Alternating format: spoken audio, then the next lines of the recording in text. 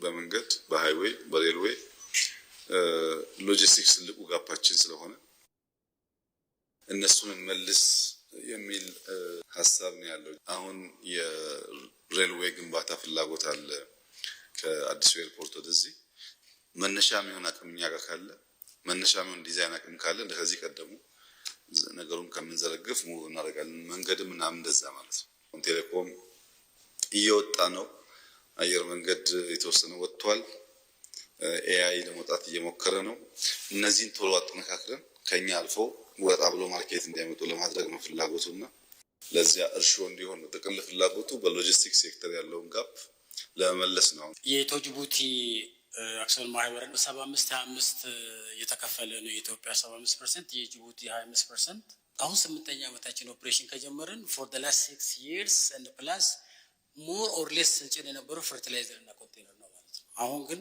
ካርጎቹን አብስተን ማሽነሪዎችን ባሶችን ትራኮችን በሆል እንጭናለን ላይቭ ስቶክ ቬጂቴብል መጫን ጀምረናል ሞር ቢዝነሶቻችን ሞር ዳይቨርስ እያደረግን ነው ማለት ነው ቪዥናችን ኢትዮጵያን ኮኔክትድ የሆነች ኔሽን ዌስት አፍሪካ ውስጥና ኢኮኖሚክ ግሮዝ እና ሪጂናል ኢንቴግሬሽንን ወርልድ ክላስ ሬልዌይን በመጠቀም ያንን ለማሳካት ነው ከ2015 ጀምሮ ቢልድ ኤንድ ኦፕሬት አድርገናል የተለያዩ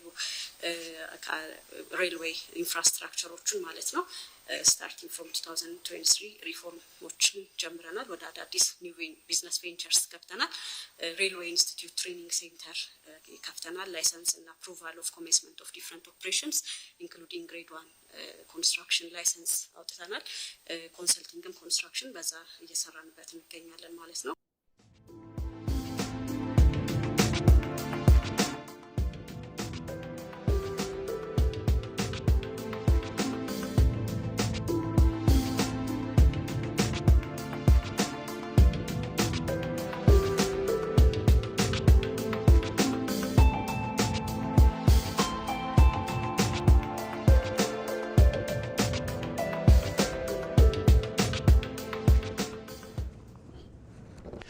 ያለፉ ቁርሾችና ልዩነቶችን በውይይትና በምክክር መፍታት እንደሚገባ ተጠቆመ ደቡብ አፍሪካን ከመከፋፈል ወደ ዲሞክራሲና የሰላም መንገድ የመራት እውነትን የማፈላለግና የእርቅ መንገድ በዚህ ረገድ በምሳሌነት ይጠቀሳል ወንደሰን አፈወርቅ ተጨማሪ ያለው በደቡብ አፍሪካ ምድር የነበረው የአፓርታይድ ስርዓት በዘረጋው ከፋፋይ አገዛዝ ምክንያት ብዙ ሰቆቃዎች ተፈጽመዋል።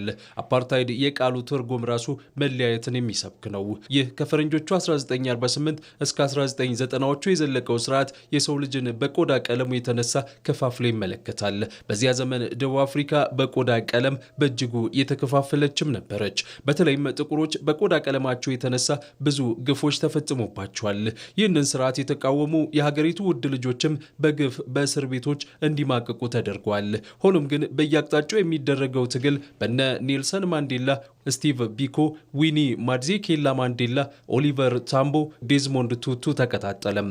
በፈረንጆቹ 1990ዎቹ መጀመሪያም ይህ በደቡብ አፍሪካ ልጆች መካከል ልዩነትን የዘራ ስርዓት በውስጥም በውጭም ጫና የተነሳ ተገረሰሰም። ታዲያ ከዚያ የልዩነት ብሎም የግፍ አገዛዝ በኋላ ደቡብ አፍሪካውያን እንዴት ተማምነው በጋራ በሰላም ይኖራሉ የሚለው ጥያቄ መነሳት ጀመረ። ይህም ለሀገሪቱና ለመጻኢ ዕጣ ፈንታዋ ትልቅ ጥያቄ ብሎም ፈተና ነበር። ጨቋኝ ብሎም ከፋፋዩ ስርዓትን ማስወገድ የቻሉት ደቡብ አፍሪካውያን ቀጣይ ዕጣ ፈንታችን ምን ይሁን የሚለው ላይ መስራትን መረጡ። የስርዓቱን መገርሰስ ተከትሎም ስርዓቱ ጥሎ ያለፈውን ጠባሳ መርሳት፣ ሀገራቸውንም ወደፊት ማራመድ የፈለጉት ደቡብ አፍሪካውያን የይቅርታና ምህረትን መንገድ መረጡ። ሀገሪቱም ወደፊት መራመድ ይገባት ነበርና ይህንን ማድረግ የሚያስችል መንገድ ተቀየሰም።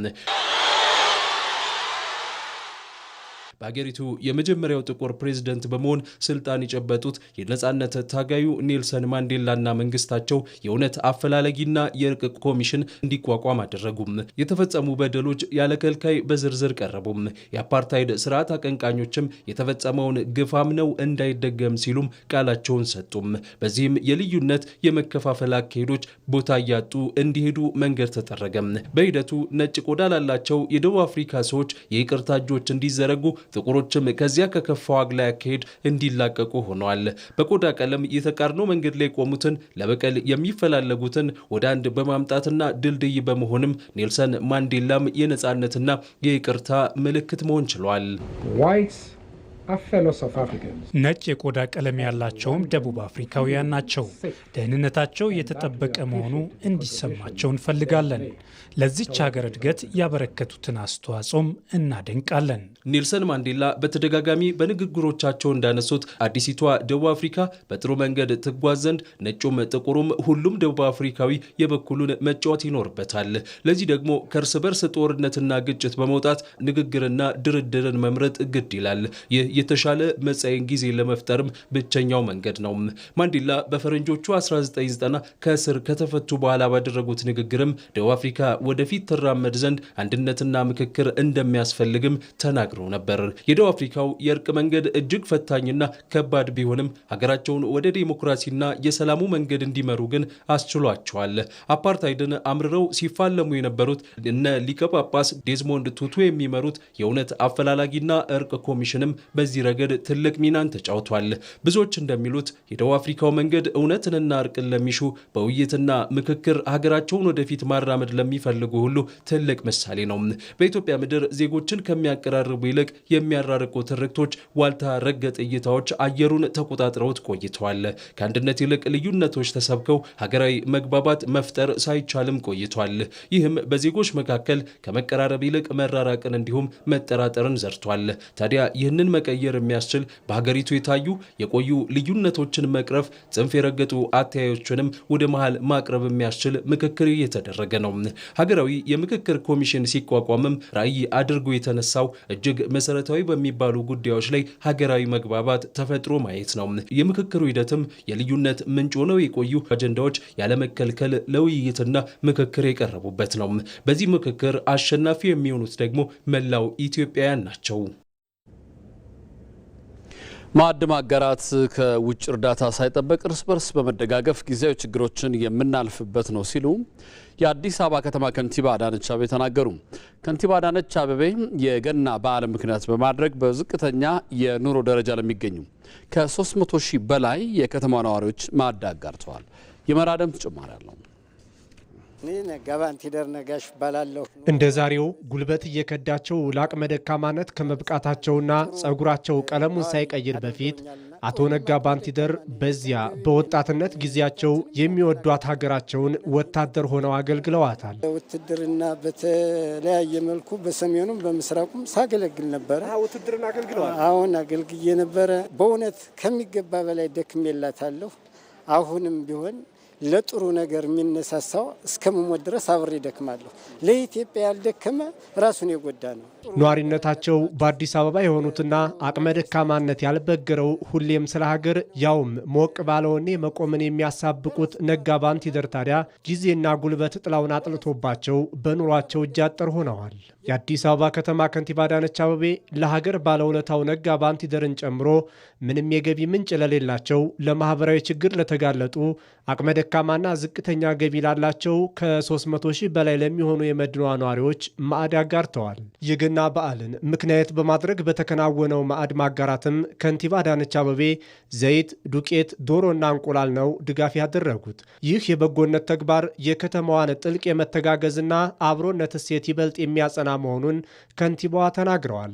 የጌታ ኢየሱስ ክርስቶስ የልደት በዓል የሚያመላክተው ፍቅርን ነው። እኛም እናንተን እንኳን አደረሳችሁ እያልን ማዕድ ስናጋራ ፍቅራችንን እየገለጽንላቸው ነው። በሌላ በኩል ደግሞ ጊዜያዊ ችግርን እየተረዳዳን ከውጪ እርዳታ ሳንጠብቅ እርስ በርሳችን ያለንን አቅምና እሴቶቻችንን በሚያጎለብት መንገድ አስተባብረን ማዕድ እያጋራን ፍቅራችንን ብቻ ሳይሆን ጊዜያዊ ችግርን በማለፍ ለዘላቂ ልማት በጋራ የምንተጋበት ወቅት ነውና በድጋሚ እንኳን አደረሳችሁ። በዝቅተኛ የኑሮ ደረጃ ላይ ለሚገኙ የህብረተሰብ ክፍሎች እንደ ማንኛውም ገቢ እንዳላቸው ነዋሪዎች በዓሉን እንዲያከብሩ ድጋፍ ላደረጉ ባለሀብቶችና ላስተባበሩ ሁሉም ምስጋና አቅርበዋል። ከንቲባ አዳነች አቤቤ ይህንን ፕሮግራም እውን እንድናደርግ ከ300 ሺህ በላይ የሆኑ የከተማችን ዝቅተኛ ገቢ ያላቸውና ምንም ገቢ የሌላቸው ነዋሪዎች በፕሮግራም ውስጥ ያካተትናቸው የፍቅር ስጦታችን እንዲደርሳችሁ በማድረግ በኩል ያስተባበሩ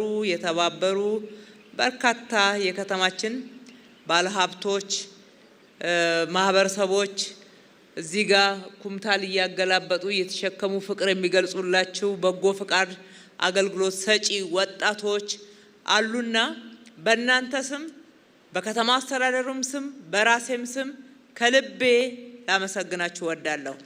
ከለውጡ ማግስት ጀምሮ ከዘላቂ ልማት ባሻገር በጊዜያዊ ችግሮች ውስጥ የሚገኙ ነዋሪዎችን ተጠቃሚ የሚያደርጉ ሰው ተኮር ስራዎች እየተሰሩ መሆኑንም የከተማው የህብረተሰብ ተሳትፎና በጎ ፍቃድ ማስተባበሪያ ኮሚሽን ኮሚሽነር ይመር ከበደ ገልጸዋል። ከውጭ እርዳታ ከመፈለግ ይልቅ የራስን ችግር በራስ አቅም የመፍታት መርህ ተከትለን በመናከናውነው በዚህ ፕሮግራም በተያዘው በጀት ዓመት 6 ወር አፈጻጸማችን ከ13 ቢሊዮን በላይ ሀብት በማሰባሰብ የበጎ ፍቃድ አገልግሎት ስራዎችን ማከናወን ችለናል።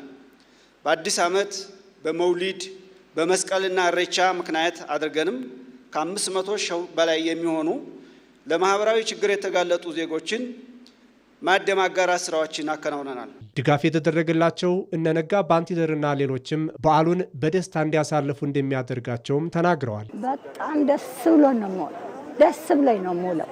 እግዚአብሔር ይስጣችሁ። ምንም አይቼ የማላውቀው ነገር ነው። ጥሩ ነው። ተመስገን። እውነት ለመናገር ከሆነ ክብር ከንቲባችን ወይዘሮ አዳነች አቤቤ ከመጣሽ ወዲህ ያገኘነው ተስፋና ጥሩ ነገር ሁልጊዜ እንዲያገዛችሁን ነውና ሁልጊዜ ደስታ ሁልጊዜ ዓለም ያጋጥማችሁ። የአዲስ አበባ ከተማ አስተዳደር እጅ ላጠራቸው ወገኖች እንደ ቤተሰብ ሆኖ በየበዓላቱ ድጋፍ እያደረገ ይገኛል።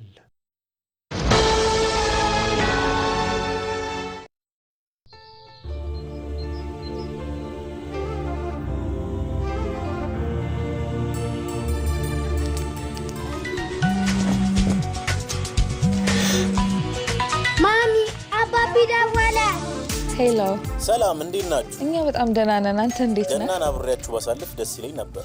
ለማንኛውም በኢትዮጵያ ንግድ ባንክ ለበግ የሚሆን ገንዘብ ልኬላችኋል። ይህን ደግሞ ከኢትዮጵያ ንግድ ባንክ ከውጭ ሀገራት በገንዘብ ማስተላለፊያ መተግበሪያዎች በቀጥታ ወደ ባንክ ሂሳቡ እንዲሁም ከባንካችን ጋር በሚሰሩ ዓለም አቀፍ የሐዋላ ድርጅቶች በኩል ከወዳጅ ዘመድ ገንዘብ ሲላክሉ በእያንዳንዱ ዶላር ተጨማሪ የ10 ብር ጉርሻ ይበረከትልዎታል። ቤቢዬ ለእናንተም ልብስ መግዣ ልኬላችኋል። እሺ ለእናንተስ የኢትዮጵያ ንግድ ባንክ ለገና ምን ሰጣችሁ? ጫማ።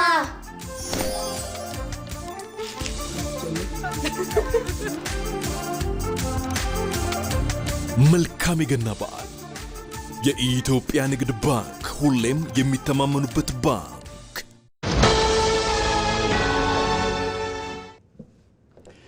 ለዘመናት ከኋላ ቀርነት ሲነሳ የቆየው የኢትዮጵያ እድገት ጉዞ አሁን ላይ መንገዱን ቀይሮ አይቻሉም የተባሉ ስራዎችን ሁሉ በስኬት በመወጣት የመቻል አቅምን ማሳየትም ተችሏል። የሰው ከመመልከት ወደ ራስ አቅም በማተኮር የኢትዮጵያን ከፍታ እውን የሚያደርጉ ስራዎች ማሳያ ከሆኑት አንዱ ደግሞ ኤሮ አባይ የድሮን ማምረቻ የማንሰራራቷ ዘመን አንድ እርምጃ ነው። አጥፍተው የሚጠፉ ድሮኖችን በስፋት ከማምረት ባለፈ የድሮን ቴክኖሎጂ በኢትዮጵያ የተለያዩ ዘርፎችን አቅም ለማሳደግ ያለው አበርክቶ ከፍተኛ እንዲሆንም እያደረገ ይገኛል። ህይወት አበበ ተጨማሪ አላት። የድሮን ቴክኖሎጂ ሳይንሳዊ ልብ ወለድ መሆኑ አብቅቶ በኢትዮጵያ ዲዛይን የሚደረግ የሚመረትና ጥቅም ላይ የሚውል ሆኗል። ይህም እውቀት አቅምና ኢንዱስትሪን ለመገንባት ሁነኛ ሚናን ይጫወታል። ይህ ሀሳብ እድገት ሀገር በቀል አካታችና ዘላቂ መሆን አለበት ከሚለው የመደመር መንግስት እሳቤ ጋር በቀጥታ ይዛመዳል። ኢትዮጵያ በአርቲፊሻል ኢንተለጀንስ እና የሳይበር ደህንነት ላይ የተለየ ትኩረት ማድረግ የሀገር ሉዓላዊነትን ለመጠበቅና ዘመናዊ ሀገርን ለመገንባት ያለመ ነው። መፍጠን፣ መፍጠርና መዝለል። ኢትዮጵያ አዳዲስ ቴክኖሎጂዎችን በመቀበል በፍጥነት በመተግበርና ወቅቱን የዋጀ ውሳኔዎችን በመወሰን ላይ ትገኛለች። በተመሳሳይ ጊዜም የሀገር ውስጥ ፈጠራን እና ጠንካራ ተቋማትን መገንባት ላይ ያተኩራለች። ሌላኛው ከነበረው ኋላ ቀርነት በመላቀቅ ለውጥን መቀበል ወደፊት መዝለል ነው። እነዚህ ጥረቶች ሀገራዊ እድገት በፍጥነት በፈጠራና በድፍረት ከማምጣት አልፈው በአንድነትና በጋራ ኃላፊነት ሀገርን መምራት የሚለውን የመደመር መንግስት ሀሳብ የሚያንጸባርቁ ናቸው። ኢትዮጵያ ወሳኙን ምዕራፍ ድሮን የሚያመርተውን ተቋም በመገንባት ጀምራለች። ይህ ተቋም ጥናትና ምርምርን ያከናውናል፣ ድሮኖቹን ያመርታል፣ እንዲሁም ፈጠራ ላይ ትኩረቱን ያደርጋል። በኢትዮጵያ የድሮን ቴክኖሎጂ ሀገርን ከጠላት ለመጠበቅ የሚያስችል አቅምንም ይፈጥራል። እንግዲህ ዩኤቪ እዚህ ኢንሳ ይመረታል፣ አየር ኃይል ይመረታል፣ በኒስ ይመረታል። ብዙ ቦታ ነው የምናመርተው። ካፓሲቲያቸው ይለያያል። በእርሻ ያመጣነው ውጤት፣ በማይኒንግ ያመጣነው ውጤት በእንደዚህ ያለ አቅም ካልተደገፈ ብዙ ባንዳና ባዳ ባለበት ከባቢ ላይ አቅም ወሳኝ ነው። አቅም ከሌለ ማስጠበቅ ያስቸግራል። አጥፍተው የሚጠፉ ድሮኖች በከፍተኛ ቁጥር እያመረትን እንገኛለን። እነዚያ ድሮኖች በስዋርም መልክ የሚደረጉ ውጊያዎች ካሉ ወደ ታርጌት ሄደው አሁን ባደጉት ሀገራት እንደምንሰማው የጠላትን ስብስብ ሊያጠፉ ይችላሉ። ለግብርናው ዘርፍ የሚያበረክተው አስተዋጽኦም ምርታማነትን ያሳድጋል። ይህም የምግብ ሉዓላዊነትን ማረጋገጥ መቻልና የገጠር መዘመንን ይደግፋል። እነዚህ ደግሞ የመደመር መንግስት ባህሪያት ናቸው። በጤናው ዘርፍ እንዲሁ ድሮን ለመድኃኒት አቅርቦትና ለድንገተኛ አደጋዎች የሕክምና ቁሳቁሶችን ለማድረስ ያግዛል። በተለየ መንገድ መሰረተ ልማት በማይደርስባቸው የገጠር አካባቢዎች ጊዜንና አቅምን ከመቆጠብ አልፎ ክቡሩን የሰው ልጅ ሕይወት ይታደጋል። ሌላኛው ቁልፍ ነገር ስልጠናና የአቅም ግንባታ ነው። ወጣት ኢትዮጵያውያን የድሮን ኦፕሬተሮችና ቴክኖሎጂውን የሚገነቡ መሐንዲሶች በመሆን ይሰለጥናሉ። ይህም የስራ ዕድል ይፈጥራል፣ በራስ አቅም ያለውን ተሰጥኦም ያሳድጋል። የመደመር መንግስት የሰለጠነ የሰው ሀብት ለሀገረ መንግስት ግንባታ መሰረት ነው ብሎ ያምናል። ከጥቂት ዓመታት በፊት ዩኤቪ መታጠቅ ሳይሆን መግዛት ፈተና ነበረብን። ገዝተን መጠቀም ከቻልን በኋላ በተለያየ ደረጃ ማምረት የምትችል ሀገር ናለች። የምናመርታቸውም በውስን ቦታ የታጠሩ ሳይሆኑ ለኮመርሻል ፐርፐዝ የሚውሉ፣ ለሰርቪላንስ ፐርፐዝ የሚውሉ፣ ለኦፕሬሽን ፐርፐዝ የሚውሉ በጣም በርካታ ድሮኖች እያመረትን ነው። እነዚህን የኢትዮጵያን ሕልውና የኢትዮጵያን ሉዓላዊነት የሚገዳደር አደጋ ሲመጣ ቴክኖሎጂውን በመጠቀም ያ የጀመርነውን ብልጽግና ለማስጠበቅ የምናውልበት ቱል ይሆናል ማለት ነው። የድሮን ቴክኖሎጂ የአካባቢ ጥበቃንና መሰረተ ልማትን ያሳድጋል። በአደጋ ጊዜ ፈጣን ምላሽ ለመስጠትም ያስችላል። የግድ በሳይንስና በቴክኖሎጂ መመራት አለበት የሚለውን ሀሳብም የሚደግፍ ነው። የድሮን ቴክኖሎጂ ግንባታ ሀገር የመገንባትን ጥረት አንድ አካል ነው። መንግስት፣ ዩኒቨርሲቲዎች የኢንዱስትሪ ዘርፉንና የወጣት ኃይሉን በአንድነት እንዲሰራም ያግዘዋል። የድሮን ቴክኖሎጂ የሚበሩ ማሽኖችን ከመመልከት የተሻገረ ብሔራዊ አንድነትን ለመገንባት የሚያስችል ነው። የኢትዮጵያ ብሔራዊ ምርጫ ቦርድ የ2018 ዓ.ም አጠቃላይ ምርጫና መራጮችን የእጩዎች ምዝገባ ስርዓት በቴክኖሎጂ የታገዘ ለማድረግ 2 የሞባይልና ድረገጽ መተግበሪያዎችን አበልጽጓል። የምርጫ ቦርዱ የዲጂታል መራጮችና የእጩዎች ምዝገባ ስርዓት ማስጀመሪያ መርሃ ግብርንም በአዲስ አበባ አካሂዷል። ቦርዱ የእጩዎች ምዝገባ ሙሉ በሙሉ የመራጮች ምዝገባ እንዳግም በከፊል በቴክኖሎጂ ታግዞ ሊያከናውን መዘጋጀቱን ያስታወቀው በተግባራዎቹ መራጮችና ተመራጮች መሰረተ ልማቱ ባለበት ቦታና ባሉበት ሁኔታ ሆነ መመዝገብ የሚያስችል መሆኑን የኢትዮጵያ ምርጫ ቦርድ ሰብሳቢ ሜላትወርቅ ኃይሉ ተናግረዋል። ኢኖቬሽንና ቴክኖሎጂን መሰረት በማድረግ በሀገራችን ለመጀመሪያ ጊዜ መራጮች በዲጂታላይዜሽን የሚመዘገቡበት እጩዎችም በተመሳሳይ በዚሁ በዲጂታላይዜሽን የሚመዘገቡበትን ሶፍትዌር በማልማት ዛሬ ነው ለእናንተ ለማቅረብና በይፋዊ መንገድ ለማስመረቅ ተገኝተናል። እንግዲህ የኢትዮጵያ ብሔራዊ ምርጫ ቦርድ ይሄንን ስራ ሲሰራ ማለትም የቴክኖሎጂ ልማት ወይም የዚህ የሶፍትዌር ዲቨሎፕመንቱን ስራ ስንሰራ ከ1 ዓመት ከ8 ወር በላይ ሆኖናል። ምርጫን በቴክኖሎጂ በመደገፍ በርካታ ሀገራት ተጠቅመውበታል ያሉት ደግሞ የፌዴራል ጠቅላይ ፍርድ ቤት ፕሬዝዳንት ቴዎድሮስ ምህረት ናቸው። ብሔራዊ ምርጫ ቦርድም ያበለጸጋቸው መተግበሪያዎች ጊዜ፣ ገንዘብ፣ እንግልትና ጉልበትን በመቀነስ በቀጣይ ኢትዮጵያ ለምታካሄደው አጠቃላይ ምርጫ ነጻና ገለልተኛ እንዲሆን ይረዳል ብለዋል። የምርጫ ሂደቱንም ግልጽ በማድረግ ታማኝነትን ለመገንባት በቴክኖሎጂ የታገዘ አሰራር ስርዓት ማበጀት ይገባል ብለዋል ፕሬዝዳንቱ። የኢትዮጵያ ምርጫ ቦርድ ከወረቀት አሰራር ወደ ዲጂታል የጀመረው መንገድ የመጀመሪያ ምዕራፍ ተደርጎ የሚወሰደው ዛሬ ወደ ስራ የሚገባው የእጩዎችና የመራጮች ምዝገባ ዲጂታላይዜሽን በቦርዱ ታሪክ አዲስ ምዕራፍ ተደርጎ የሚወሰድ በቀጣይ ለሚኖሩ የሽግግር ምዕራፎች መንደርደሪያ ተደርጎ የሚወሰድ ነው። ምርጫን በቴክኖሎጂ መጠቀም ከጊዜ፣ ከገንዘብ፣ ከአካታችነትና ዓለም አቀፍ ደረጃዎችን ከመጠበቅ አንጻር አስፈላጊ በመሆኑ የተጀመረው ጥረት ተጠናክሮ መቀጠል ያለበት ነው። ክቡራትና ክቡራን፣ ምርጫ ተአማኒ እንዲሆን ከሚያደርጉት መለኪያዎች አንዱ የሂደቱ ግልጽነት ሲሆን በዚህም ምክንያት ያልተገቡ ድርጊቶች መቀነሻና አለመግባባት ማስወገጃ ነው። በዚህ ረገድ የተጀመረው ጥረት ይህን ለማሳካት የሚያስችል በመሆኑ ተአማኒነትን ለማረጋገጥ እንደ ግብዓት ተደርጎ ከመወሰዱም በላይ ቦርዱ በዚህ ረገድ ያለውን ቁርጠኝነት አመላካች ነው። በመጨረሻም ስፖርት። ማንቸስተር ዩናይትድ አሰልጣኝ ሩበን አሞሪምን አሰናበተ። የ40 ዓመቱ ፖርቹጋላዊ አሰልጣኝ ሩበን አሞሪም ከ14 ወራት የክለቡ ኃላፊነት በኋላ ዛሬ ከስራቸው ተሰናብተዋል። አሰልጣኙ ባለፈው ዓመት ማንቸስተር ዩናይትድን እየመሩ በፕሪሚየር ሊጉ 15ኛ ደረጃ ይዞ ማጠናቀቁ ሲታወስ ዩናይትድ በዚህ ዓመት በሊጉ በ31 ነጥቦች 6ኛ ደረጃ ላይ ይገኛል። ማንቸስተር ዩናይትድ በቀጣይ በቋሚነት አሰልጣኝ ለመቅጠር እስከ ውድድሩ ዓመት መጨረሻ ሊጠብቅ እንደሚችል ተገልጿል።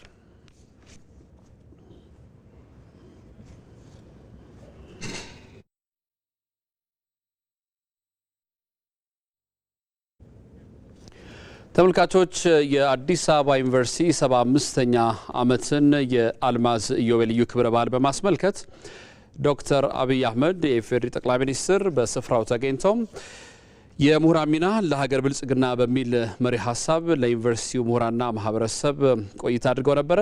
ይህንኑ ክፍል 2 ከጥቂት ደቂቃዎች በኋላ እናቀርባለን። እንድትከታተሉ እንጋብዛለን። ዜናው አብቅቷል። አንተነህ ደግፌ ነኝ። ሰላም ደሩ።